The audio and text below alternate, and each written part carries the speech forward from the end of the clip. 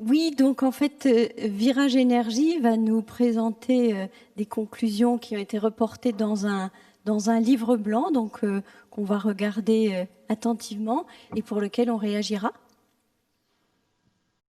Tout à fait. Alors juste en termes d'organisation, donc il y a effectivement alors des représentants de différentes associations, dont Virage, les deux Virage Énergie, mais il y a d'autres associations qui ont contribué au livre blanc que vous avez reçu. Donc le livre blanc a bien été envoyé aux membres du conseil scientifique.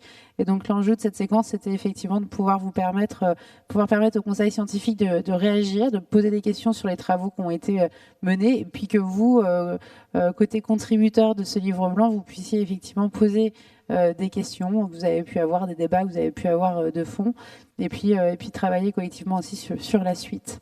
Voilà, écoutez, on va laisser la parole du coup à Virage Énergie pour peut-être une petite présentation déjà de l'organisation de la rédaction de ce livre blanc. Et puis ensuite, il y a un diaporama qui va être diffusé.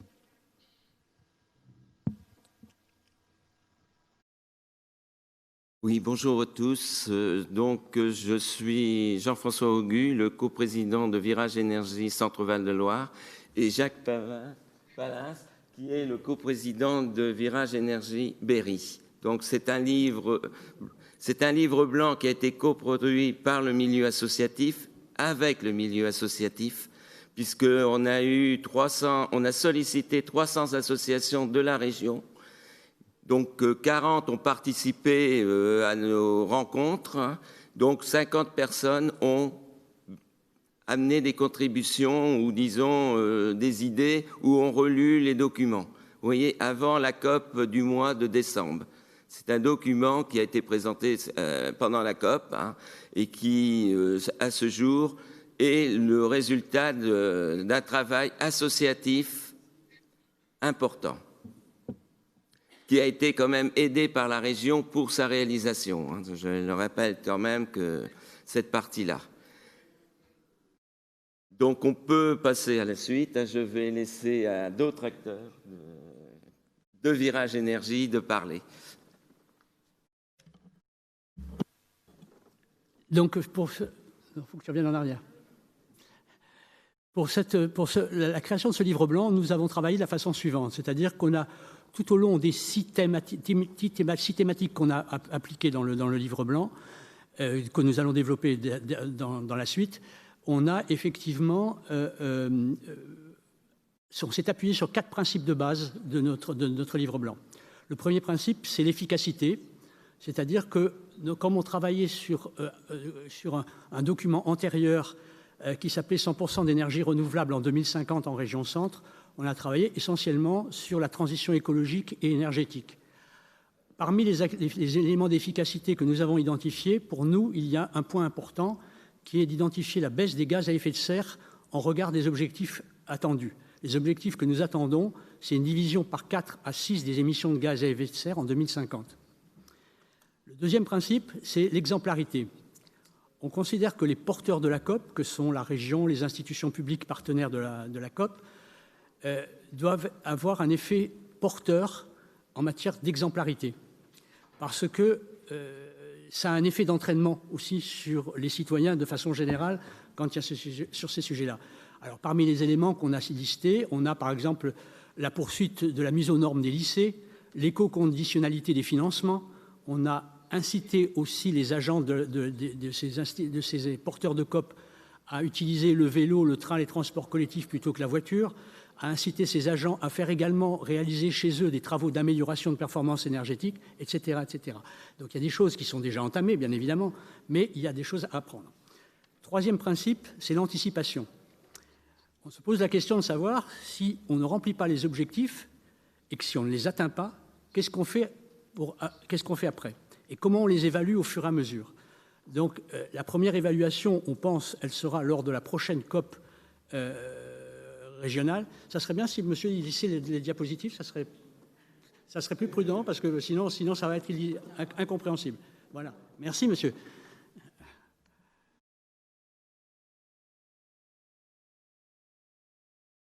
Et donc l'anticipation, donc je viens d'en parler. Le quatrième principe, c'est la participation. Alors, on en a beaucoup parlé dans les échanges avec le panel. C'est effectivement, on considère qu'il faut faire un effort massif d'action auprès des citoyens qui pourrait être relayé et amplifié par les associations, et en particulier pour les citoyens en précarité énergétique qui doivent être effectivement plus facilement aidés que les autres. Il faut également une juste répartition géographique, c'est-à-dire que dans les secteurs ruraux isolés, il y a des choses à faire qui sont peut-être plus importantes que dans les métropoles et dans les grandes villes, et également dans les quartiers HLM en difficulté. Je passe ensuite la parole à ma voisine. Alors, déjà, il faut se poser la question d'où viennent les émissions, comment on peut les cibler. Pour cela, on avait déjà réalisé un travail d'identification à travers le scénario Négawatt, donc Virage Énergie Négawatt. Et donc, au niveau des émissions de gaz à effet de serre, on a le premier poste, c'est le transport routier, 32% des émissions. Le deuxième poste, c'est l'habitat, les bureaux, donc résidentiel tertiaire, 24%. Après l'agriculture, 23%. Et l'industrie, 19%. Donc ça permet un peu peut-être de prioriser aussi. On voit des grands thèmes qui sont très importants dans le contrôle de ces émissions et puis leur réduction par la suite. Donc le premier thème, la mobilité, le transport. Donc à chaque fois quand on s'est posé des questions sur les grands thèmes, à la fois dans le cadre des discussions avec les 50 associations fin de l'année dernière et ensuite par la suite, dans le cadre de la construction du livre blanc, on a déjà identifié les obstacles. Donc dans le cadre de notre société, l'obstacle principal dans la mobilité et le transport, c'est le tout-voiture. C'est clair que notre société est organisée autour du tout-voiture, de la voiture individuelle, et autour de la logistique avec un fret routier centré sur le fret routier camion, quoi. Donc on a une incidence au quotidien sur le travail, sur les trajets domicile-travail liés à cette organisation de la société. Donc pour ça, il y a plusieurs leviers. Donc la cohérence au niveau des financements publics liés à des éco-conditions sur les moyens de transport, la fin de certains modes de subvention vers des transports climaticides, la priorité au rail, au vélo, donc les transports doux, durables, à faible émission, pour le fret comme pour le transport de personnes. Donc le fret rail a été largement abandonné au profit du fret routier, et puis pareil pour le transport de passagers et sur les plus petites distances, le transport à vélo. Refaire du ferroviaire, donc un acteur majeur des mobilités, et enfin apporter des solutions dans le domaine logistique, où c'est un petit peu plus compliqué, puisque avec l'abandon progressif du fret ferroviaire, eh bien, il va falloir reconstruire des choses. Et donc, à ce niveau-là, il y a beaucoup de choses donc, qui sont à la fois, comme l'avait identifié le panel citoyen, du domaine de l'individuel et du politique, des choix politiques. Donc ensuite, le deuxième thème, c'est l'agriculture et l'alimentation. Donc 23% des émissions de gaz à effet de serre. Donc là, les obstacles qu'on a identifiés en interassociatif, c'est qu'il y a très peu de surfaces agricoles dédiées au bio et à l'agriculture écologique. Aujourd'hui, 3% environ des surfaces agricoles. Voilà. La majorité, donc plus de 50% des surfaces agricoles de notre région, c'est la monoculture céréalière qui a plusieurs inconvénients, et notamment dans le cadre d'un réchauffement climatique, d'être extrêmement vulnérable par rapport au stress hydrique et à tous les autres soucis liés à la biodiversité. Et cette agriculture représente à peu près 4% de notre consommation d'énergie, donc ce n'est pas un secteur qui est très consommateur d'énergie, mais il représente 23% des émissions de gaz à effet de serre. Voilà, donc c'est un secteur un peu paradoxal. Il est très important à prendre en compte dans le cadre des émissions, même si au niveau de l'utilisation de l'énergie, c'est pas un poste principal. Donc pour ça, nos leviers, refaire des ceintures vertes maraîchères autour des zones de peuplement, remembrement inverse. Donc le principe du remembrement, c'était de faire des grandes surfaces agricoles, des grandes propriétés agricoles. Là, l'idée, ce serait de démembrer, de refaire des petites surfaces agricoles à taille humaine qui permettraient d'avoir donc une agriculture écologique à plus petite échelle. Lutter contre l'artificialisation des sols, augmenter les surfaces de bio, évidemment, pour le développement des circuits courts et aussi de l'utilisation des protéines végétales, parce que si aujourd'hui on produit autant de céréales, il faut bien avoir en tête que c'est par rapport à notre surconsommation de viande, voilà, qui a un impact sur la santé et sur la biodiversité et les émissions de gaz à effet de serre.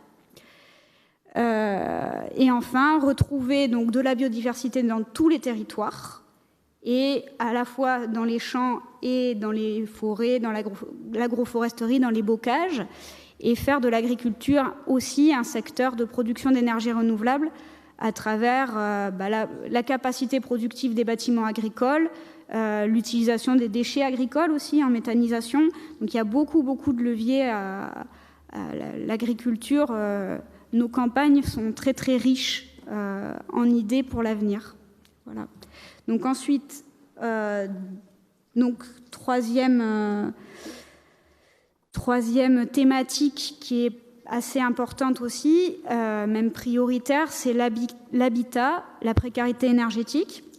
Donc là, les obstacles, c'est la contrainte financière des ménages à rénover leur logement, qu'ils soient propriétaires ou non, la conscience de l'importance du secteur de l'habitat dans la résolution du problème climatique, les complexités administratives pour les aides financières et les contraintes aussi financières au niveau de la réhabilitation des logements sociaux. Donc pour ça, il y a plusieurs choses. Première chose, c'est qu'il faut qu'on atteigne 30 000 logements rénovés par an. Mais ces 30 000 logements, il faut qu'ils soient bien rénovés, il faut qu'ils soient efficacement rénovés. Et donc pour ça, il est nécessaire d'avoir une coalition d'ingénierie publique qui permette d'arriver à une performance de rénovation qui soit globale, qui intègre des enjeux globaux à la fois dans l'eau, l'utilisation de l'eau, la biodiversité, le confort d'été et le contenu carbone aussi des matériaux. Donc tout ça, ça doit être réfléchi ensemble dans un seul projet puisque tout se fait ensemble et c'est important pour ça d'être accompagné. Donc pour ça, nous avons eu dans notre livre blanc la contribution de la LEC 37, l'Agence locale de l'énergie et du climat. Donc ensuite, on doit évidemment associer en amont les usagers à la réhabilitation parce qu'il faut qu'ils puissent être en capacité d'utiliser leur logement comme il faut pour que l'efficacité soit durable, qu'il n'y ait pas derrière un effet rebond. Puisque ça coûte moins cher de nous chauffer, on peut se chauffer plus chaud, par exemple. On doit lutter contre la précarité énergétique à travers les services publics, l'accompagnement des particuliers et soutenir le développement de filières locales de matériaux biosourcés et le recyclage de matériaux pour encourager donc des rénovations à faible impact carbone. Et donc, quatrième thème, les énergies renouvelables. Donc là aussi, sur les énergies renouvelables, il y a des obstacles. La capacité déjà à baisser notre consommation de manière durable pour que cette énergie renouvelable puisse être utilisée de la meilleure façon. et pouvoir viser 100% d'énergie renouvelable le plus vite possible.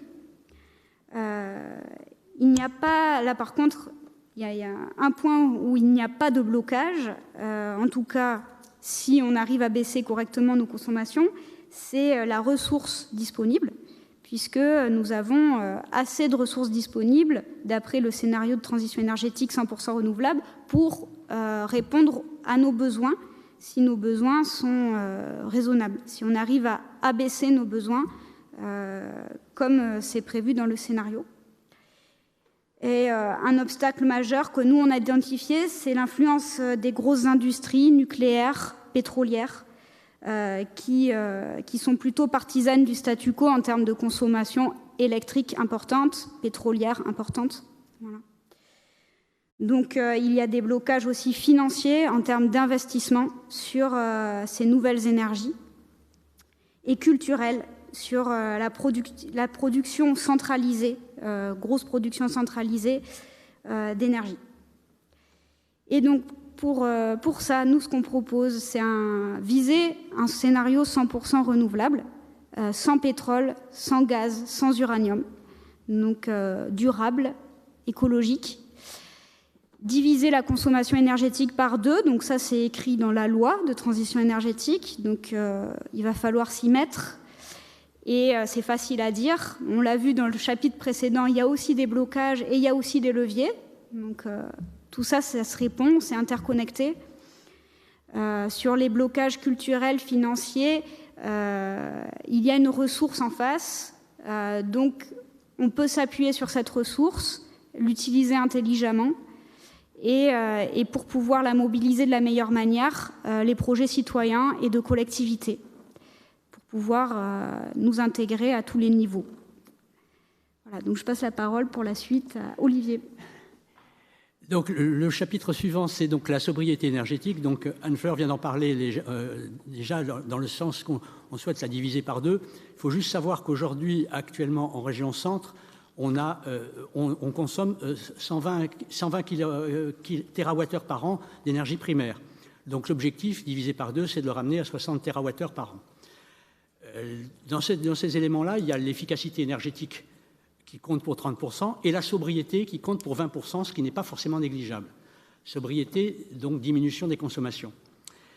En fait, ce qu'il faut savoir aujourd'hui, c'est que le changement climatique fait quand même encore peur aux citoyens de façon générale, même s'il en prend un peu conscience aujourd'hui, à travers, par exemple, le travail du panel ou le travail de la Convention citoyenne pour le climat, et donc il commence à prendre conscience de ça. Donc ce que nous, on souhaite, c'est de provoquer des changements d'attitude dans la vie quotidienne des citoyens, par réduction, par exemple, des emballages, par tri et recyclage des déchets, par élimination ou ralentissement de l'utilisation de pesticides et d'insecticides, par limitation de l'usage des veilleuses, des éclairages et des enseignes lumineuses, par lutte également dans ces achats quotidiens contre l'obsolescence programmée et dans la limitation des déplacements. Donc ce que nous envisageons pour la suite, c'est un grand plan d'information-communication du grand public. Parce qu'on pense qu'effectivement, il faut aller au-devant des gens pour pouvoir avancer sur ces sujets-là. J'y reviendrai dans la diapositive suivante. Un soutien au système d'échanges locaux avec une valorisation de l'exemplarité, par exemple prêt de matériel d'usage quotidien, monnaie locale quand c'est nécessaire pour faire des échanges de services. Également ensuite la formation des acteurs économiques. Certaines entreprises ont besoin d'être aujourd'hui formées effectivement aux éléments de lutte contre les consommations, etc., et donc dans la mise en œuvre de ces éléments-là. Et enfin, une régulation des messages publicitaires non éthiques et non durables. On voit aujourd'hui déjà dans les radios ou à la télévision, régulièrement, on commence à parler du retour des véhicules, de la construction des véhicules, de prendre l'avion, etc., etc. Et ça, je ne pense pas que ça ira dans le bon sens. Voilà. Donc, je passe à la diapositive suivante. C'est donc l'aménagement durable des territoires. Aujourd'hui, en région centre, on a à peu près 6600 hectares de terres agricoles qui sont urbanisés par an. Ce qui fait un élément important. En particulier, ça consiste notamment à implanter des grandes surfaces de vente périphériques qui porte un usage accru des terres cultivables et de l'automobile, et également de la désertification des centres-villes. Et également, de la même manière, l'étalement urbain avec la création de lotissements autour des villes qui sont en général des formations, des façons de faire économiques, plus économiques, puisque les terrains valent moins cher. Et puis, donc, ce que nous proposons dans ce domaine-là, c'est une reconquête des friches urbaines périphériques pour en faire des outils de transition énergétique. Si ce sont des surfaces imperméabilisées, on peut effectivement créer, par exemple, dessus des champs photovoltaïques ou des choses comme ça. Si ce sont des sols naturels, on peut faire par remembrement inverse, comme en a parlé ma voisine tout à l'heure, du maraîchage et, avec création d'emplois et du maraîchage de proximité. Il faut impliquer les citoyens dans les projets. Je crois que vous en avez parlé tout à l'heure, effectivement, avec le panel. Et ce qu'on considère, c'est qu'il ne faut pas attendre que les projets soient ficelés, c'est-à-dire qu'on arrive au stade de la consultation pour inciter les citoyens à s'impliquer dans ces projets, donc le faire très en amont, le faire en profondeur, c'est-à-dire comprendre les vraies attentes de la population lorsqu'on établit un projet, et puis par la formation, donc notamment des citoyens qui veulent participer et associer des compétences de citoyens connaissant l'énergie, la planification, les sociologies, etc. Donc, c'est de la démocratie participative, comme vous en avez parlé tout à l'heure.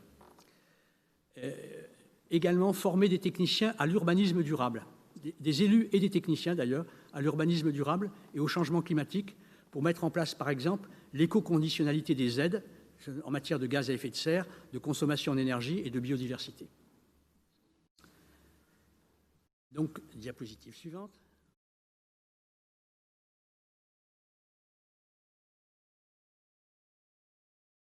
Donc voilà, on en arrive maintenant à savoir ce qu'on veut faire effectivement avec tous ces éléments. Quelle organisation prévoir? Effectivement, nous, on attend de la COP un petit peu que des coalitions pour écrire des accords concrets et réalistes dans l'avenir de notre travail. Parmi ces éléments,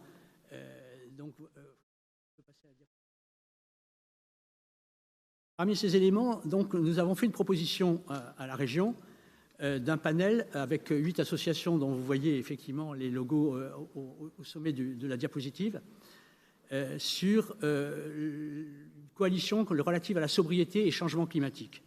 Ça revient avec l'idée de la formation. Pourquoi? Parce que les associations aujourd'hui sont des moteurs du changement et qui dialoguent avec les décideurs publics. Mais une grande partie du public ne se sent pas encore concernée. Donc, ce que nous proposons, nous, c'est des actions concrètes et massives de communication et d'information du grand public pour entamer véritablement la transition écologique et énergétique par une sensibilisation sur la réalité du changement climatique et ses conséquences dans un avenir proche.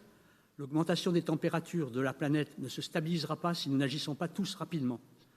L'apport des comportements de sobriété est important car des ressources terrestres ne sont pas infinies. L'usage effréné de l'agrochimie a des conséquences sur la fertilité des sols, on en a parlé tout à l'heure aussi, sur la qualité et la quantité et la qualité de l'eau et sur la biodiversité des espèces animales et végétales.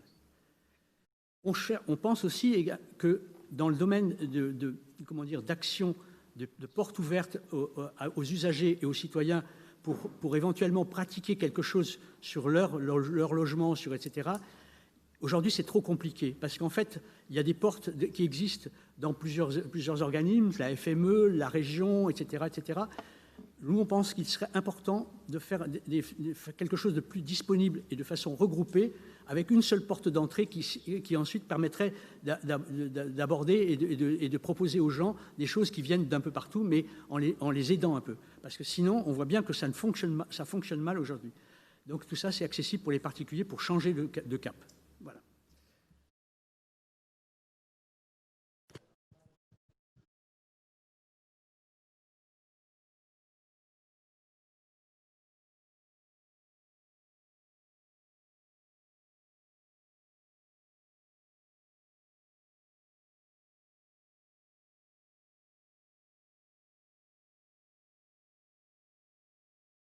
Voilà, bon. Et puis on a bien entendu je suis dans une intercommunalité, bon, et je suis dans une commune vraiment 2400 hectares où c'est que la culture est unique et seule, elle est céréalière. Donc, vous voyez un peu les difficultés. Mais nous avons un patrimoine environnemental exceptionnel. Nous avons une zone Natura 2000, espace naturel sensible, de rivières, des prairies, des coteaux calcicoles. Donc, on a à peu près 90 hectares. Et ça, on se le sauvegarde, si vous voulez. Heureusement que la collectivité donc, le gère depuis de nombreuses années. Et puis, en préambule aussi, je voulais dire, en même temps, par rapport à tout ce que l'on peut dire, ça peut paraître difficile, mais en même temps, lorsque le conseil municipal, le maire, ils sont au fait de ces questions-là et qu'on associe la population, les choses peuvent aller très vite. Et ma commune, c'est pas parce que c'est moi, mais ma commune, on a un retour d'expérience sur ces questions-là extrêmement important autour des 3 questions qui sont essentielles, les économies d'énergie, avec toutes les conséquences qu'on vient de dire sur le bâtiment, les logements, etc. Sur les réductions de gaz à effet de serre, tout ça, ça a été dit. Et puis sur le renouvellement des énergies renouvelables. Je peux simplement vous assurer que depuis bon, j'attaque mon 5e mandat, mais que depuis janvier 2005, on est confronté à ces questions-là et qu'on a pris ça à bras le corps et qu'on s'en est expliqué et qu'on a fait beaucoup de réalisations. Et dans tous les 3 domaines que j'ai dit, je vais aller un peu vite. Mais par contre, en tant qu'élu, moi, la question que je me pose aujourd'hui, je vais y venir après sur ma diapo, c'est, voilà, il y a des schémas régionaux, il y a des schémas départementaux, il y a la PPE, il y a tout ce que l'on sait, voilà. C'est quand vous êtes citoyen et quand vous êtes élu, ça veut dire quoi, zéro carbone en 2050? C'est la question. Et quand vous êtes élu, et notamment les programmes électoraux de cette décennie, de ce prochain mandat 2020-2026, ça veut dire quoi et qu'est-ce qu'on fait donc en tant qu'élu avec la population? Et ça ne traîne pas. Pourquoi je dis ça? Parce que tous les projets que l'on va élaborer dans cette mandature ne seront réalisables que dans 5 ou 6 ans. Et ça peut être trop tard. Donc effectivement, la COP qu'on est en train de parler aujourd'hui, elle est riche. Elle est riche dans la réflexion que nous avons, je crois. On en connaît les aboutissements. Mais c'est sur le comment faire. Et le comment faire d'une manière très collective. Élus, citoyens, etc. Et je m'étais posé la question, voilà. Ils viennent d'élire, pardon, les citoyens viennent d'élire des conseils municipaux avec les maires et tout, etc. C'est comment peut-on passer de délégation de pouvoir donc à devenir acteur sur la situation? C'est ça, on est élu, moi je vois bien dans ma commune, on vous fait confiance et tout, etc. Non, ça ne peut plus être ça. Voilà, aujourd'hui, il faut que les citoyens ils participent effectivement à des projets, donc soit communaux, soit locaux, soit planétaires et tout, etc. Bon, je crois que c'est une question, et quelqu'un a parlé du problème de l'eau, je peux vous dire que ça va devenir, donc, et c'est une question. Sur mon département de l'Indre, on a la situation de l'eau, comme on est un service public, on a la situation annuelle. Je ne sais pas si les gens savent qu'ils boivent de l'eau polluée avec des pesticides. Je ne le sais pas.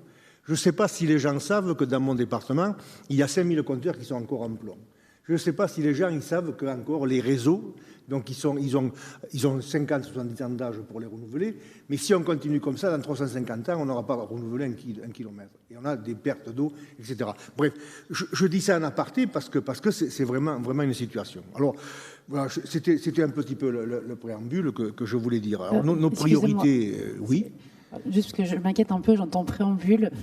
Et nous avons encore 20 minutes pour échanger tous ensemble. Oui, pardon. Juste pour nous assurer qu'on va vraiment aller à l'essentiel pour pouvoir permettre les échanges. Je suis désolée, parce que c'est vrai qu'il y a eu du retard pris sur la séquence. Mais voilà. D'accord, non, seulement l'idée c'était on connaît la situation, c'était sur le comment faire, mais simplement pour dire qu'il y a une commune, on a fait, quoi. Voilà. Donc, j'ai dit à ma manière. Bien sûr, donc nos priorités, bien entendu, c'est le soutien global et cohérent et de l'expérimentation, parce qu'il y a des expérimentations donc, et l'innovation territoriale pour ancrer le virage 2020. Et je crois qu'il faut qu'il y ait un soutien, bien sûr, de la collectivité du territoire, mais dans le cadre de la COP 21. Donc il y a aussi le territoire, je crois que c'est un lieu d'assemblage, il n'y a pas que la commune, il y a l'intercom, il peut y avoir le département. Et donc avec aussi la participation citoyenne. Bien entendu, il y a l'accompagnement financier qui est extrêmement important, notamment technique, parce que quand vous êtes une petite commune, on n'a pas de service technique, on n'a pas de service de bureau d'études, etc. Donc il faudra bien qu'on trouve là aussi des formes donc, pour que la petite collectivité ou l'interco, elle ait donc un support d'études et techniques pour réaliser les projets, parce qu'on est confronté à cela. Et puis l'animation territoriale, bien entendu. La levée, moi je me permets de le dire, la levée des freins bureaucratiques dans les politiques publiques, Moi, je peux vous dire que de ça, on en souffre. Hein, je vous le dis tranquillement, très simplement. Il n'y aurait pas eu la volonté du conseil municipal, du maire et puis d'autres, je peux vous dire qu'on aurait baissé les bras. Hein, le dire. Donc s'il n'y a pas là une progression pour aider, beaucoup plus qu'on ne le fait aujourd'hui, voilà, des règlements, ça va, c'est bien, mais quand vous avez un règlement et que vous avez un projet, et même le règlement, ça a été le cas, je le dis comme ça, sans fâcher personne, mais il y avait le règlement de la région centre, on a donné ça à un bureau d'études, et y compris le bureau d'études qui, je crois, était un peu plus intelligent que le conseil municipal, lorsqu'on a fait le projet, il a été retoqué parce que ça respectait pas le règlement. Donc voilà, il faut améliorer, quoi. Voilà, parce que sinon, on va vers un mur, quoi. Et voilà. Donc voilà ce que je voulais tout simplement dire, les associations bien entendu. Et puis il faut, je crois aussi, moi j'ai toujours dit qu'il y avait à l'époque le schéma régional climat et énergie, le SRE, tout ça, etc. Vous connaissez, donc on est passé au STRADET. Voilà, il faut qu'il y ait absolument une déclinaison donc, qui se fasse au niveau du département. C'est mon point de vue. Il y a l'Interco. Alors moi, je suis dans un petit département rural, 220 000 habitants. Hein. Châteauroux, c'est 40 000 habitants. Issoudun, deuxième ville, c'est 12 000. Donc voilà, on est bien dans un territoire rural. Donc j'en ai terminé, mais attention au département. Voilà, une animation cohérente, pas un territoire plus que l'autre. Et puis voilà, l'agriculture, ce que nous avons fait donc à Saint-Georges-sur-Arnon, voilà, d'une culture céréalière, on a créé un outil de maraîchage et donc on associe bien l'agriculture et l'alimentation et je crois que ça me paraît être une question clé, mais il faut aussi là, et c'est dans ce domaine-là que j'ai le plus de difficultés avec la région centre. Voilà, je referme la parenthèse. Merci à tous de vos présentations. Je propose qu'on passe la parole aux membres du conseil scientifique pour une première série de questions. L'idée, une fois encore, hein, comme sur la séquence précédente, c'est de pouvoir avoir un échange sur les modalités d'élaboration de ce livre blanc et surtout sur le fond, les propositions et ce qu'il est envisagé de faire pour pouvoir ensuite porter ces propositions. L'un de vous veut prendre la parole, ou peut-être parmi les membres du bureau du conseil scientifique d'ailleurs. Ah, Federica. Alors, Émilie, j'aurais une question. Vous m'entendez? Oui. OK. Et dans la section sobriété, changement climatique, évolution des modes de vivre du livre blanc, vous parlez des obstacles systémiques, sociologiques et psychologiques à lever et des leviers à actionner, comme la modification des pratiques des actions de consommation et l'exemplarité. Donc, ma question, c'est si vous avez eu le temps d'analyser ces deux aspects en relation à la crise sanitaire.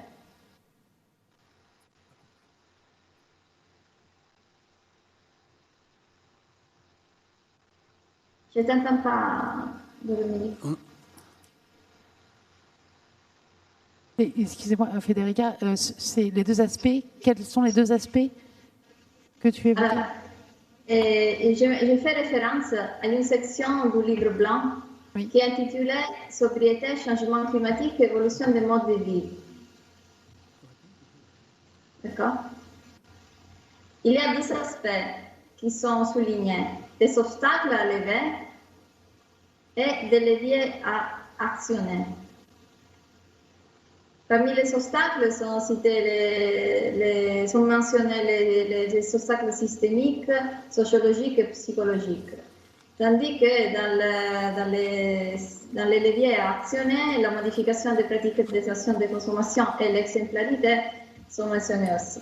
Donc ma question c'est si le virage énergie pense de revoir un peu, de réfléchir sur ces deux aspects par rapport à la crise sanitaire. Est-ce qu'il y a eu des impacts selon vous?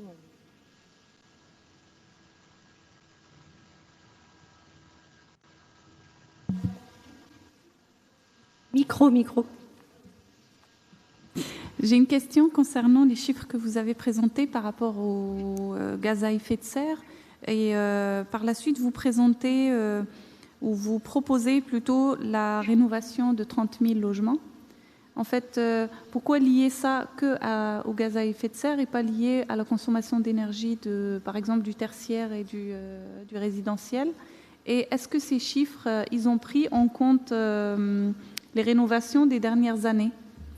En fait, Parce que parmi les actions très importantes au niveau de la région, c'était la rénovation. Il y avait pas mal de projets, etc. Et ces chiffres-là sont de quelle année jusqu'à quelle année, qui sont inscrits dans le livre qu'on a vu?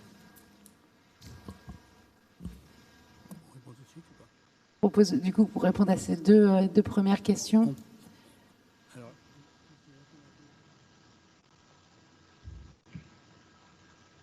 Oui, dans ce qu'on présente là aujourd'hui, c'était écrit au mois de décembre. Hein. Donc la crise sanitaire, on n'avait pas pensé. Hein. Faut le dire franchement. Et peut-être que si on réécrivait le livre blanc, le volet santé, on en parle un peu dans notre problème de santé, alimentation, disons ça, mais que ça soit sur l'air ou autre chose, mais pas au point que le confinement nous a obligés à changer nos habitudes, soit d'alimentation, soit y compris de relationnel, hein, et de déplacement, hein, parce que pendant toute cette période, l'avion n'a plus servi. Des infrastructures comme les aéroports ont été fermées, hein, des routes ont été quasiment vides. Hein, on s'aperçoit qu'on a payé des infrastructures à un moment. Quand un confinement arrive, tout s'arrête. Hein. Mais les habitants, eux, ils ont été confinés dans leur logement et ceux-là, on ne les avait pas rénovés. Hein. Je pense que aussi la question de Federica, c'était de poursuivre. Est-ce que les leviers et les blocages que vous aviez identifiés jusqu'à présent, si vous regardiez ces leviers et ces blocages à l'aune de la crise qu'on a tous vécue, donc c'est quand même un peu plus simple d'y répondre parce qu'on a un vrai vécu par rapport à cette crise, qu'est-ce que ça change dans les lignes et qu'est-ce que ça peut vouloir dire pour notre région comme levier qui serait déjà activé ou de nouveaux blocages qui sont arrivés? Est-ce que je transcris bien ta question? Oui, parfait. Merci. Alors évidemment, si vous n'y avez pas réfléchi, vous ne pouvez pas avoir la réponse, mais est-ce que ça pourrait avoir du sens de le revisiter? Non, le problème, c'est que, comme ça a été fait l'année dernière avec un panel d'associations, on n'a pas repris ce travail cette année, hein, puisque le confinement vient de se libérer. Les rencontres, même physiques, ont du mal à se faire. Je pense que peut-être que d'ici le mois d'octobre, ça peut être une démarche qui peut être engagée. Hein, parce que c'est un nouveau secteur que personne n'a étudié dans aucun schéma, que ce soit les scénarios négawatts, que ce soit les scénarios négawatts dans la région, ça n'a pas été envisagé qu'on arrête toute l'activité d'un seul coup. Hein, et surtout l'activité de tous les citoyens. Pour rajouter un mot sur cette réponse, il est clair qu'effectivement, aujourd'hui, tout va dépendre de ce qui va se passer maintenant. Beaucoup de choses. On a bien vu comment, effectivement, tout s'est arrêté pendant le confinement. Par contre, si le monde d'après ressemble fortement au monde d'avant, voire pire, du point de vue économique, etc., on repart dans le mur obligatoirement. C'est-à-dire qu'effectivement, le changement climatique va se produire, etc.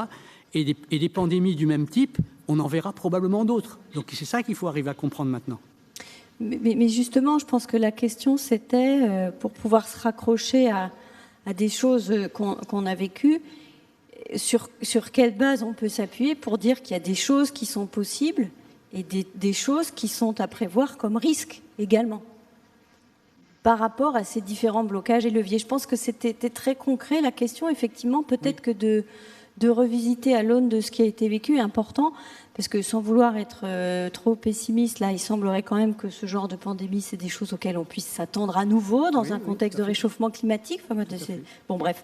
Et donc, identifier clairement ce qu'on peut faire. Et pour les leviers, justement, hein, vous aviez évoqué changement de consommation, changement d'alimentation. Il y a eu quand même portez pas ce nom pour rien, des virages importants dans certaines familles qui ont été liés à la pandémie. Mais comment est-ce qu'on peut faire justement pour mettre un peu d'indicateurs, un peu de chiffres sur ce que ça a été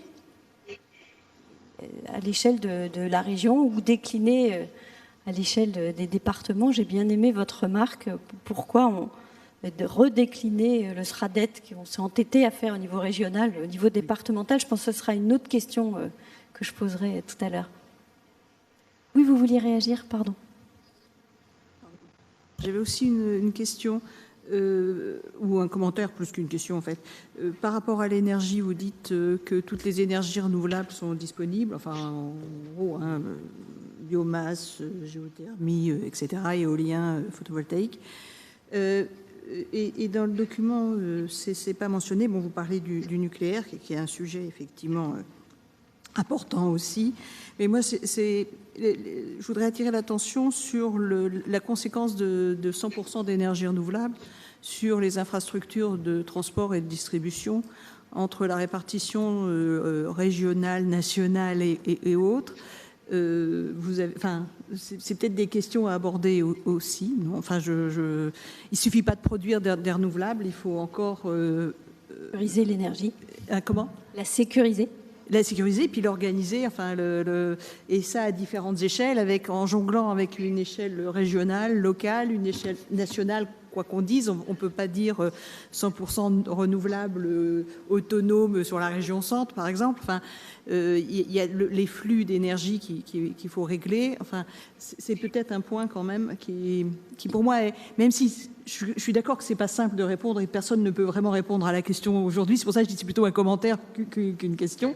Je demande pas mais c'est quand même un point qui mériterait d'être mentionné quelque part, enfin de mon point de vue. Peut-être poser la question autrement, Charles, vous vouliez dire quelque chose ? Je voulais apporter une précision importante. Dans le scénario de la région, c'est 100% d'énergie renouvelable sur la consommation. C'est important, ce n'est pas exactement la même chose que 100% dans la production. D'ailleurs, on n'a absolument pas le levier de décision d'arrêter la production. Je voudrais juste dire que sur le nucléaire, qui est une toute petite partie de la question de l'énergie, qu'on met toujours au cœur, mais c'est une toute petite partie, sauf si l'électricité est amenée à beaucoup évoluer, et que 26% seulement de l'énergie nucléaire produite dans notre région est consommée dans notre région. Le reste part vers l'Île-de-France, part vers les Pays de la Loire, etc. Bien sûr, il y a les flux. Et donc, en fait, quand on arrive à 100% d'énergie renouvelable sur notre consommation, ça veut dire que dans le même temps, on a fait la sobriété, qu'on a fait l'efficacité énergétique, et donc, du coup, qu'on a mis la production en relation avec ce que serait la diminution prévisible. Donc ce scénario 100% à l'horizon de 2050, il tient compte de l'idée qu'on va baisser nos consommations et qu'on va être capable de couvrir les consommations de la région par de l'énergie renouvelable en région. Voilà. Mais ce qui n'enlève rien au reste de votre question, qui sont ça change les usages. Sur la façon de la distribuer. Ah bah bien sûr, il faut la décentraliser. La question reste là quand même. Ah bah de mon point de vue, il faut la décentraliser, très clairement. Alors, il y avait une question qui avait été posée là, sur le bilan carbone, et notamment en matière de bâti. Est-ce que l'un d'entre vous souhaite répondre sur les 30 000 le bilan logements, carbone ? Non, c'était les 30 000 logements. Voilà, c'est ça. Alors, effectivement... pardon ? Oui. Les 30 000 logements par an. Donc, actuellement, donc je me présente, je suis Laure Maus, de l'ALEC 37, donc l'Agence locale de l'énergie et du climat. Et donc, actuellement, en région, on est à 7 000 à 8 000 logements par an vraiment rénovés. Donc, déjà, premier objectif, effectivement, c'est d'atteindre ces 30 000 logements par an. Donc, effectivement, ce chiffre n'a pas été mis à jour là, en 2020 suite au retard qu'on a accumulé. Mais déjà, si on atteint 30 000 logements par an, on sera déjà pas mal. Et en ce qui concerne le tertiaire, oui, effectivement... alors, ça représente un petit peu moins de bâtiments, mais effectivement, il faut faire aussi un effort dessus pour les rénover et notamment pérenniser les dispositifs d'accompagnement des collectivités qui existent pour les aider dans ces choix techniques, etc. et les aider pour qu'ils puissent vraiment flécher leur investissement là-dessus et en pouvant obtenir des aides dessus sans trop prise de... Voilà, et que ce soit plus facile pour eux, plus réalisable et plus ambitieux aussi surtout. Donc pour répondre à la question suivante sur l'équilibrage en fait des réseaux électriques suite au passage à 100% d'énergie renouvelable. Donc il faut savoir déjà que une grosse production d'électricité centralisée, ça pose aussi des problèmes d'équilibrage électrique. Donc aujourd'hui, on a un réseau qui est assez surdimensionné déjà en termes de réseau électrique. Et ensuite, donc, le scénario que nous proposons, donc, pour répondre à cette question, d'ailleurs, je vous renvoie vraiment tous à la lecture du scénario Négawatt 100% énergétique de la région Centre. Pour passer à cet objectif, on a pris en compte, du coup, donc, qu'on n'aurait plus d'énergie centralisée, donc nucléaire sur le territoire, plus de ces productions-là. Et d'une année à l'autre, les variations qui sont prévues dans les changements de capacité de production d'énergie d'une année à l'autre sont inférieures à ce qu'on observe déjà aujourd'hui dans les variations de production d'énergie nucléaire déjà observées aujourd'hui en réalité. Donc, parce que quand il y a des arrêts de tranche dans les centrales nucléaires, ça fait des grosses pertes de capacité qu'il faut gérer. Et aujourd'hui, actuellement, il y a déjà en fait des soucis de réseau à gérer. Et Enedis, RTE sont à l'origine aussi eux-mêmes de plusieurs scénarios de prospection sur les différentes orientations du système énergétique français. Et ils prennent en compte des scénarios dans lesquels il y a une très très forte pénétration d'énergie renouvelable, et c'est des choses qui sont gérables en fait techniquement. Le problème, pour moi, aujourd'hui, il n'est pas technique. Le problème, aujourd'hui, il est plus, je dirais, culturel et dans l'application de la baisse de la consommation d'énergie. Parce qu'à un moment donné, si on ne baisse pas la consommation d'énergie, effectivement, on va être en incapacité de produire l'énergie dont on a besoin. Si c'est une énergie dont on a vraiment besoin, en réalité. Parce que quand on parle de l'énergie consommée aujourd'hui, il y a beaucoup de gaspillage, beaucoup d'énergie aussi qui sont liées à des usages qui sont peut-être superflus. Donc il y a cette question-là en fait qui est centrale et qui est, je pense, éludée énormément dans les débats, puisque on a aujourd'hui un débat qui tourne beaucoup autour de l'électricité. Charles Fournier en a parlé, alors que l'électricité, c'est pas central dans notre consommation d'énergie aujourd'hui. Aujourd'hui, ce qui est central, c'est les besoins en chaleur et c'est le transport. L'électricité, aujourd'hui, c'est plutôt une consommation qui est en baisse, en stagnation ou en baisse, et on nous en fait tout un flanc. Je suis désolée du terme, parce que c'est des gros enjeux en termes d'industrie. Voilà. Donc, c'est quelque chose qui doit être mis sur le débat public, on est conscient, et c'est intéressant d'en parler, tout à fait. Merci beaucoup. Micro. Oui. Pardon.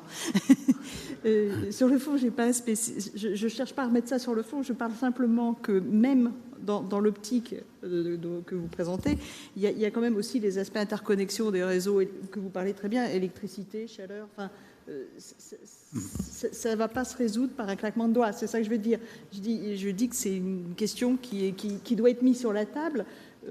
Et c'est pas du tout pour défendre un modèle centralisé, hein, au contraire. Enfin, c'est pas du tout. C'était pas du tout. Mais je pense que c'est.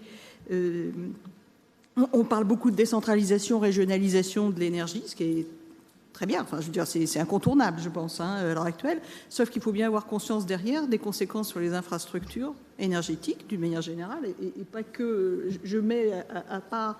Effectivement, la problématique des centrales nucléaires, hein, qui a d'ailleurs montré aussi ses limites dans ces derniers temps. Donc, le but n'est pas de défendre ça, mais et ça, on le voit rarement mis sur la table, ce côté-là. On parle de production, on parle de consommation, et puis et comment on distribue, comment on interconnecte, comment on optimise tout ça de façon à le faire le mieux possible, quoi. Je vois qu'il y avait des réactions. Oui. Micro. Là, j'ai un micro. Oui, j'ai une réaction par rapport à la rénovation des 30 000 logements. Par le ministère de la Transition écologique concernant l'indécence de louer donc des passoires thermiques Et donc apparemment, il devrait y avoir donc une loi, ce décret d'application qui serait appliqué à partir de 2023 et qui empêcherait donc des bailleurs de louer des choses qui ne vont pas. Voilà, on aura probablement avancé. Donc je pense que quelque part, il y a déjà des choses qui sont déjà en cours, que vous avez touchées à un moment donné, et il y a des actions donc, nationales qui vont obliger à un moment donné à faire des choses. Voilà. Alors peut-être pour poursuivre et pour que ce soit en parallèle avec... pardon ? Je vais juste donner l'origine des 30 000, peut-être, parce que c'est un chiffre qui est donné. Les 30 000, en fait, c'est l'application de la COP 21, repris dans la loi TEPCV et amené à la région. Il faut rénover 30 000 logements par an dans notre région pour tenir cette ambition. Aujourd'hui, selon, je l'ai fait souvent comme ça, selon la police, selon les syndicats, nous n'avons pas les mêmes chiffres, mais entre 4 et 7 000, 8 000 peut-être par an, si on compte l'auto-réhabilitation dont on n'a pas les chiffres puisque chacun va y rénover. Et je vous le dis, pour répondre à la question, les dernières années n'ont pas été particulièrement bonnes. On a eu 80% des rénovations, il n'y a pas eu de saut de classe. 80% sur les 15 dernières années, si on regarde, 80% des rénovations qui ont été faites, c'était des rénovations non complètes et non performantes. Parce qu'il y a un marché et que c'est intéressant de revenir 2 fois, 3 fois, 4 fois et de ne pas faire des travaux de façon performante et complète. Et donc, du coup, l'enjeu aujourd'hui, c'est 1, massification, 2, rénovation complète et performante. Et donc, il faut tous les artisans formés, capables de travailler ensemble. Il faut que le plaquiste travaille avec l'électricien, travaille avec tous les corps de métier pour que ça marche. Sinon, je vous le dis, vous n'aurez pas une rénovation performante et vous devrez y revenir. Alors, on est en train d'y travailler. La seule solution qu'on a pu déployer, voilà, c'est ce qui est vraiment à l'œuvre aujourd'hui, des plateformes territoriales de la rénovation thermique partout. La prise en compte de l'ingénierie de tous les travaux dans les offres de prêt qui sont créées. C'est-à-dire, on forme des groupements d'artisans pour qu'ils travaillent ensemble. Et ça, on va former 250 groupements dans la région qui vont, du coup, être des groupements disponibles pour faire ces travaux. On crée une banque régionale. C'est la région qui crée une banque, parce que les banques ne jouent pas le jeu, pour le préciser. Il y a une banque qui est rentrée dans le tour de table, et c'est la Banque européenne d'investissement qui nous prête l'argent qu'on va reprêter aux ménages en intégrant tout le suivi du début du projet jusqu'à, et ça c'est révolutionnaire, suivi des consommations 5 ans après.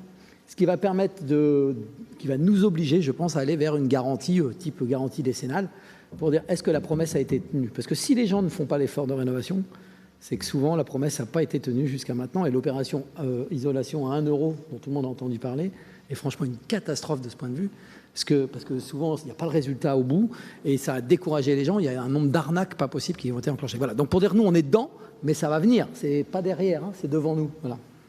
Donc ça renvoie peut-être, Charles, à une remarque qu'on a eue tout à l'heure, à la notion d'indicateur et de suivi.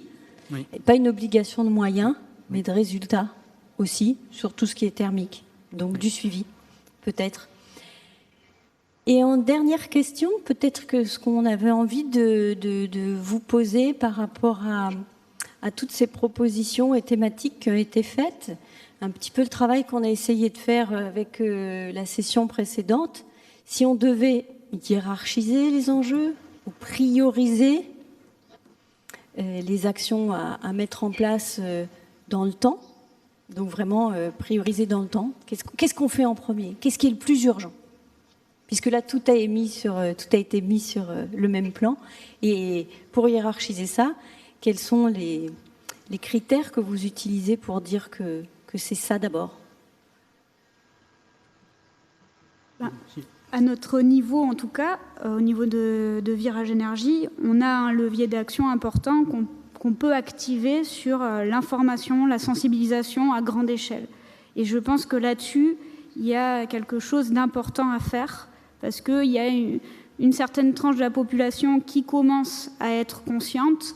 Nos élus commencent à prendre ces enjeux dans le cadre de leur politique, mais il y a encore du chemin. Et là-dessus, on a un vrai levier d'action, nous, dans nos associations et dans notre réseau d'associations. Après, au niveau de la politique régionale, les leviers sont multiples à travers la pérennisation de certaines aides, des accompagnements techniques, des accompagnements de toutes sortes, de recherche. Voilà, il y a énormément de choses qui sont en cours et qu'il faut massifier et pérenniser et puis même développer, je dirais. Dans le bon sens, mais voilà, nous, à notre niveau, on peut faire ça. C'est quelque chose qu'on vous propose. Je vais peut-être reformuler en fait la question. C'était parce qu'ils ont échangé lors de la préparation de cette séance entre membres du bureau. C'était si vous deviez prioriser des actions, quels critères vous prendriez pour pouvoir faire cette priorisation? Est-ce que c'est un critère carbone? Est-ce que c'est un critère, ça c'est une action qui est faisable aujourd'hui, qu'on peut déployer rapidement, donc on y va? Ou est-ce que c'est justement, on va aller sur cette action-là, ou ce domaine d'action parce qu'il est très complexe et qu'aujourd'hui on voit qu'il y a un blocage? Voilà, qu'est-ce qui serait, selon vous, quels seraient les critères à prendre en compte? Ça ne veut pas dire ça veut pas dire mettre des domaines d'action de côté. C'est simplement, quelle doit être notre préoccupation? Est-ce qu'on doit regarder le camembert qui nous a été présenté tout à l'heure avec le bilan carbone du territoire? Est-ce que voilà. Il faut s'aider déjà, et la première priorité, c'est des forces vives en présence, voilà, et de ce qui est proposé. Donc ce livre blanc, il a été fait avec 40 associations, donc ce sont des idées de 40 associations, donc ce sont des idées qui viennent de leur savoir et aussi de leur savoir-faire, qu'est-ce qu'ils peuvent développer. Et pour moi, la région déjà doit s'appuyer dessus, sur ce qui existe déjà. C'est pourquoi Anne-Fleur de Virage Énergie, Nadine à Virage Énergie, on peut développer ce plan de sensibilisation qui a en fait déjà été identifié comme prioritaire dans le livre blanc. Tout ça, ce sont des actions en fait prioritaires. Et dans prioritaire, c'est parce qu'il faut le faire vite. Donc il faut tout faire vite. Donc il y a des choses qui sont déjà en place. Donc première chose peut-être à faire, c'est de soutenir ce qui est déjà en place. Oui. C'est vrai aussi que juste pour compléter en 2 mots, à partir du moment où on considère qu'effectivement il faut faire une action de communication et de formation auprès des citoyens, ça va jouer sur leur transport, ça va jouer sur les économies d'énergie de leur maison, ça va jouer sur l'utilisation d'énergie renouvelable, etc., etc. Donc forcément, ça va jouer sur plusieurs registres en même temps, mais il faut qu'elle soit moteur pour pouvoir avancer sur ces sujets-là. Donc, on ne peut pas dire on va commencer... On pourrait dire, voilà, le transport, ça représente 32 ou 33% de la consommation en énergie. On pourrait commencer par le transport. Donc, Vous remarquerez, on n'a pas parlé de levier, on a parlé de critères. Est-ce que le critère, c'est l'efficacité de l'euro investi ou le nombre de leviers le CO2 évité possible, voilà, critère, ou la faisabilité. Hein. C'était pas pour opposer les actions portées par les uns par les autres, pas du tout. C'était pas du tout le sujet, mais ça reste quand même un enjeu parce que il y a les décideurs effectivement politiques qui sont là. Il n'y a pas que les élus, il n'y a pas que la région d'ailleurs qui peut être acteur sur la transition sur le territoire. Et donc du coup s'interroger aussi sur comment on va aller chercher les acteurs économiques, comment on va aller chercher les acteurs scientifiques, etc. Enfin, c'est aussi des questions et cette priorisation elle peut être utile. Donc c'était peut-être pour compléter juste un tout petit peu, il faut faire attention, je trouve, dans la priorisation simpliste par rapport à des critères type carbone. Parce que aujourd'hui, voilà, si on se base uniquement sur la priorité carbone, on va aller vers l'électrification massive des logements, par exemple, parce qu'on va dire que notre électricité est décarbonée, nucléarisée. Et est-ce que c'est vraiment une solution, puisqu'on sait que l'électricité est très chère et que ça enclenche des problèmes de précarité énergétique vraiment importants que d'électrifier les logements et que derrière, avec des logements électrifiés, on n'a plus de réseau hydraulique, donc on n'a plus d'autres solutions de chauffage, on ne peut pas passer aux énergies renouvelables facilement pour pouvoir... voilà, mais ça veut dire qu'il y a besoin de construire une grille multicritère pour prioriser. Moi, c'est ce que j'entends. Tout à fait. Avec... Ouais, moi, je voulais juste, quand Virage Énergie nous a présenté son livre blanc il y a quelque temps, alors on avait eu une double réaction à la région. La première, c'était de dire...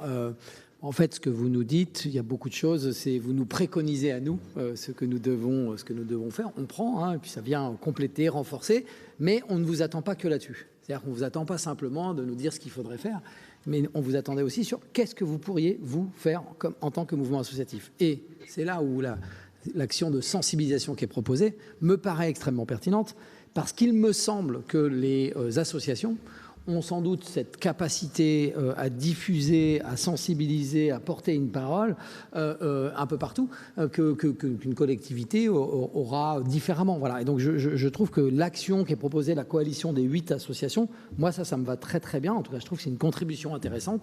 Et on revient aussi dans le champ direct d'intervention des associations, voilà, qui est aussi la mobilisation des populations sur ces questions-là. Voilà, il y a plein d'autres choses qui sont proposées, hein, mais ça, en tout cas, c'est un point pour moi que je retiens comme clé. Le reste, en fait, on redit un peu le SRADET. Hein, voilà, il y a plein de sujets, même si vous dites des choses au-delà du SRADET, hein, mais, parce que tout le monde n'est pas d'accord sur tout. Mais voilà, il y a beaucoup de préconisations.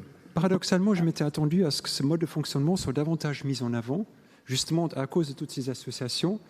Et généralement, les actions sont le fruit de plusieurs choses. Il faut un levier, il faut les compétences locales, il faut une envie locale. Et je pense qu'il y a des associations, je pense par exemple Approche Paille qui construit les maisons en paille, et des compétences uniques qu'on a dans cette région qu'on ne trouve pas ailleurs dans le pays.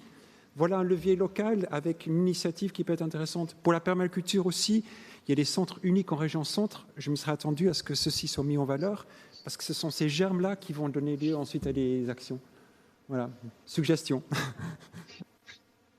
Merci beaucoup. On va prendre une dernière question. Alors, il y a Isabelle, qui est la jeunesse, qui doit nous quitter. Mais on va prendre une dernière question. Bonsoir. Alors, ce n'est pas vraiment une question. Je m'appelle Anne Nareux. Je suis chargée de mission transition écologique pour la Ligue de l'enseignement Centre-Val de Loire, donc une association d'éducation populaire qui a un peu plus de 150 ans. Je suis arrivée tout à l'heure quand vous étiez avec le panel citoyen et il était dit question de la diffusion de la culture scientifique par le conseil scientifique. Et c'est un élément très important, il me semble. Alors, en ce qui me concerne, j'ai coordonné un programme de réduction du gaspillage alimentaire au niveau régional sur 6 lycées cette année. Et on a besoin, quand on est un citoyen en construction, de voir qu'il n'y a pas que transmission.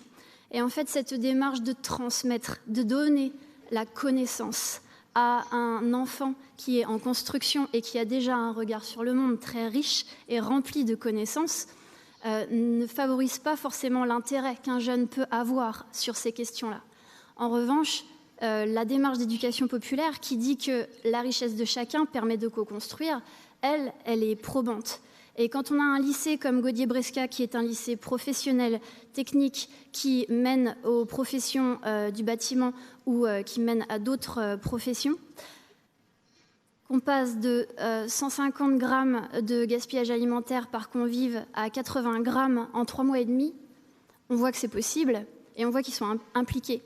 Et moi, je vois que le conseil scientifique, alors évidemment, vous l'avez dit tout à l'heure, tous les scientifiques n'ont pas forcément envie d'être dans cette démarche de sensibilisation et de débat public ou ce genre de choses, mais je trouverais ça très intéressant que justement les scientifiques viennent par le biais de la COP régionale peut-être au sein des lycées, là où les jeunes se trouvent, où ils sont en construction de leurs orientations professionnelles et des enjeux quotidiens. Et des éléments comme la région, par exemple, qui a rénové une partie importante des lycées, ce serait intéressant de rendre tangibles en fait les améliorations qui sont faites sur ces lycées. Rendre tangible, par exemple, le fait qu'on rende un toit support de panneaux photovoltaïques sur un lycée, eh bien, quelle production quotidienne ça fait?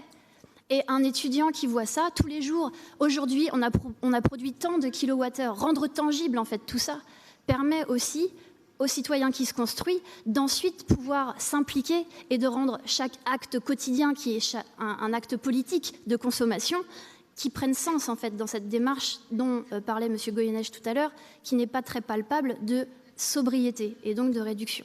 Voilà, en tout cas, merci beaucoup. Merci beaucoup.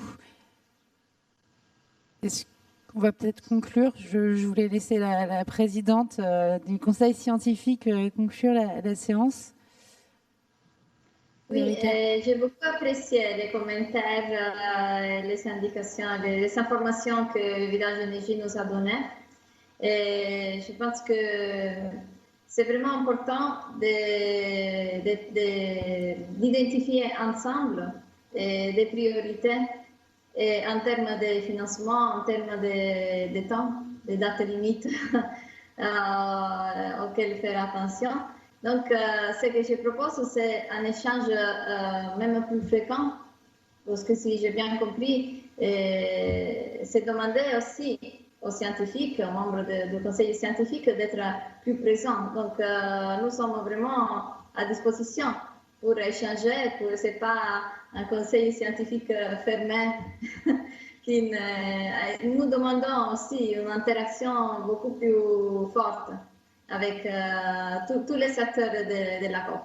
Donc, en tant que présidente de ce conseil scientifique, j'exprime notre totale disponibilité à échanger, et même par d'autres outils, je ne sais pas, à distance ou dans la forme que vous préférez, et pour identifier des priorités ou pour faire des ajustements qui sont nécessaires même du point de vue scientifique. Je vous rappelle que notre regard est un regard scientifique. Merci Federica. Charles, pour un mot de la fin. Oui, alors je pense que déjà dire demain, il y a une plénière de la COP auquel tout le monde est convié. Hein. Il y a encore possibilité de s'inscrire. Il y a du monde déjà. Il y a, je ne sais plus, 120 personnes qui sont inscrites. Et que c'est sans doute un sujet qu'il faudra porter demain. Je pense qu'on est en train de repositionner un peu la gouvernance de la COP, de mesurer que le conseil scientifique, ce n'est pas quelque chose qui est dans un coin, mais c'est bien une communauté qui doit interagir avec d'autres, que le panel citoyen, c'est un peu la même chose, que les coalitions ont aussi vocation à croiser avec les scientifiques, croiser avec les citoyens, et que c'est peut-être une étape dans laquelle on va rentrer, qui est, on a constitué les communautés, maintenant on les met en lien, et moi je retiens en tout cas beaucoup ça de cette journée. Le deuxième élément, c'est de dire que sur la contribution de Virage Énergie, évidemment, dans l'accord, il y a des éléments qu'on va reprendre. Voilà. Après, en faisant attention à Yaka Faucon. Voilà, c'est ça notre sujet. C'est-à-dire, une fois que c'est dit, on a dit ça peut rejoindre la question économique, mais pas que. Il y a la question de l'acceptabilité. Enfin, il y a plein de sujets qui sont derrière. Et donc, du coup, il y a un nombre de sujets où il faut qu'on puisse mettre en face des actions concrètes. Sinon, on va faire ce qu'on a déjà fait plein de fois, des plaidoyers. Il y a ça, il y a ça, il y a ça, il y a ça. Et donc, notre sujet, c'est comment on reprend ça, parce qu'il y a plein d'éléments extrêmement riches dedans. Puis après, sur vos propositions plus concrètes, je sais que vous attendez des réponses de ma part. J'en donne déjà une sur la coalition que vous proposez des associations. Moi, je suis hyper partant et il faut qu'on trouve les moyens d'accompagner financièrement ça. Il y a des moyens qui existent. Il y a tout le travail que vous proposez autour de la réintroduction des haies, mais enfin, en tout cas, dans un travail que vous ne faites pas seul et avec d'autres, qui est une autre proposition qui est faite. Alors, je ne sais pas si vous, Virage Énergie, vous êtes dedans, je crois, hein, sur... Oui, c'est le Berry. C'est le Virage Énergie qui propose sur son mais c'est très bien. Ça me paraît un sujet extrêmement concret. Donc tout ça, on est tout à fait preneur de le rajouter dans les coalitions à l'intérieur de la COP. Voilà. Mais je pense qu'il faut que le travail continue. C'est aussi ce qu'on a retenu, c'est que ça ne s'est pas arrêté là. Il faut réinventer une forme permanente d'interaction entre les associations. En tout cas, nous, c'était aussi l'idée derrière du travail que vous avez fait, c'est de créer un réseau d'associations qui peut interagir sur ces questions. On a grandement besoin aussi de votre mobilisation, de votre regard, de vos exigences. Et puis, le moment où il faudra contrôler un peu tout ça, on aura aussi besoin de vous pour nous dire, mais là, vous n'êtes pas à peu près à l'endroit où vous avez dit que vous seriez. Donc voilà, c'est peut-être ça que je voulais dire. Merci en tout cas à tout le monde d'avoir été là, des interactions très riches. C'était une première, mais je trouve que ça ouvre à une régularité et ça nous invite à rendre visible tout ça, parce qu'il faut que tout le monde sache que ça existe. Voilà, il ne faut pas que ça soit coincé dans un hémicycle ici à Orléans. Il faut que ça soit public. Ces auditions pourraient être publiques. Enfin, il y a plein de choses à imaginer. Si vous en étiez d'accord, il faut qu'on creuse ça pour que ça sensibilise en même temps. Voilà. Donc merci à tout le monde. Merci à tous ceux qui ont animé et techniquement préparé cette séquence. Voilà. Et puis, on continue demain et toute la semaine. Mais en tout cas, un grand merci de votre engagement. Merci à vous. Merci Federica. C'est fini. Bonne fin de journée. Pour ceux qui sont en présentiel, il y a un petit rafraîchissement qui vous attend. C'est ça. Merci Federica.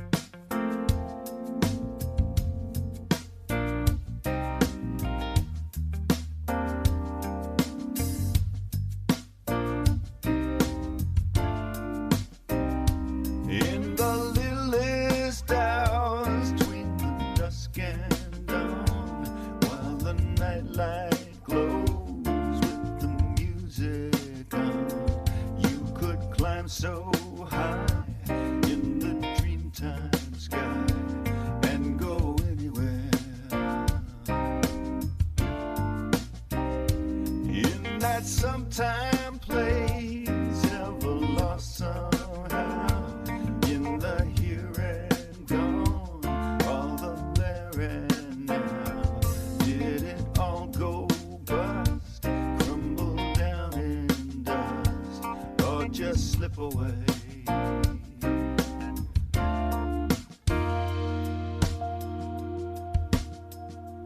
Raging on dream,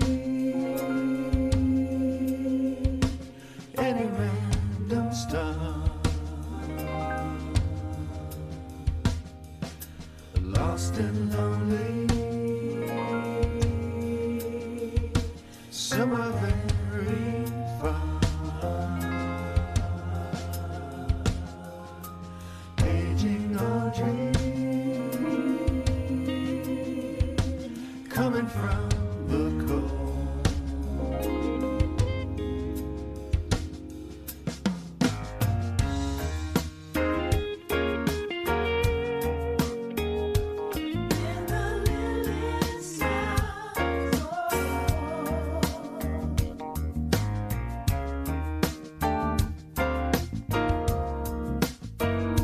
In that far-off room, drenched in desert sun, evil words were spoke, dirty deeds were done.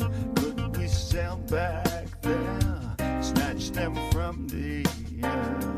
I dare anyone. Can I stand right here, call them back and say those were never meant to be heard that way? Let the heavens crack, let the day go black, I'd give anything.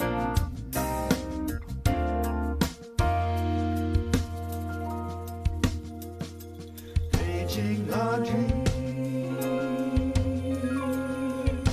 somewhere very near,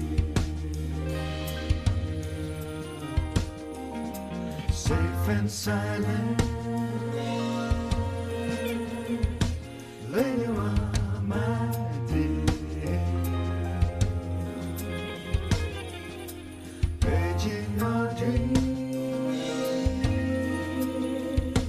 anybody home?